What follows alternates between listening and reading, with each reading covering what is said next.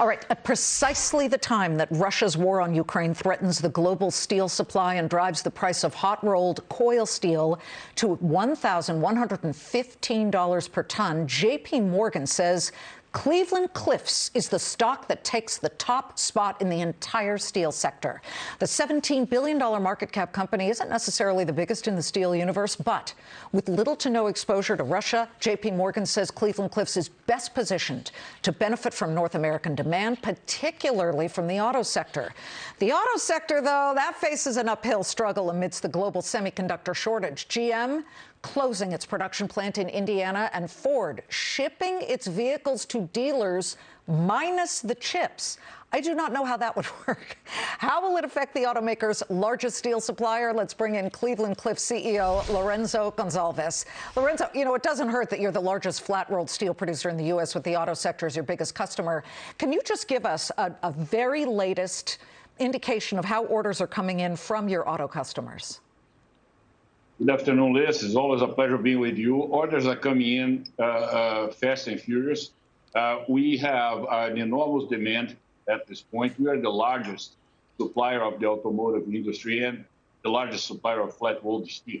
And we do not depend on importing metallic raw materials from abroad, particularly from Russia and Ukraine. We are self-sufficient.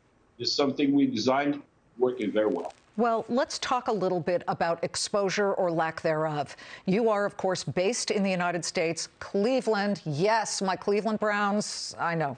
Well, we won't talk about the quarterback. But Lourenco, you know, how does that give you an advantage over some of the bigger names like Nucor? Yeah, look, Nucor is a respectable company and a respectable competitor. But as far as flat roll, we are a lot bigger than Nucor. As far as the presence in automotive, we are way larger than anyone else, including Nucor. And more than anything, we do not depend on importing pig iron from Russia and Ukraine. Everybody else does. So that makes for a big difference. And because we are the largest with each one of the car manufacturers, they know that we are peace of mind for them.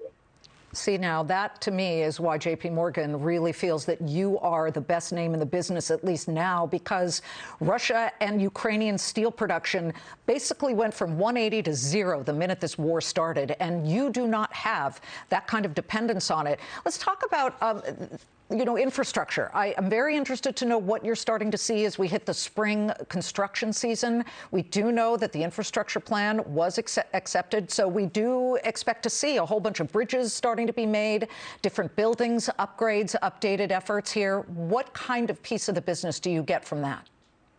We are particularly geared towards the supporting plate demand, and in several things, including bridges, highways, machinery to support the entire effort. Another very important portion of the infrastructure bill is the $65 billion allocated to improve the electrical grid in the United States. Cleveland-Cliffs is the sole producer and supplier of electrical steels to the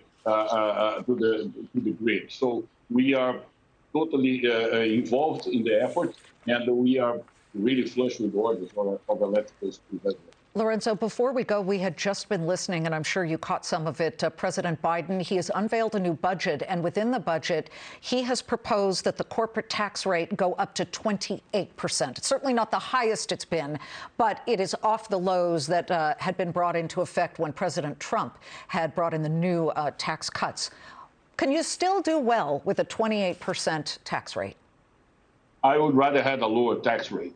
We believe that we have been doing everything we have to do in order to support middle class, improving wages, making sure that we can employ people and people can take care of themselves. We don't believe that higher taxes will be the way to go. But of course, we will continue to perform. We will continue to work around that. I see this as an unnecessary burden on us, but we'll work with the administration. We'll work to continue to support our business, our shareholders, and our employees. Well, the stock is doing beautifully, up 99% year over year, up 50% this year alone. Good luck to you, and we'll be watching. Lourenco, thank you.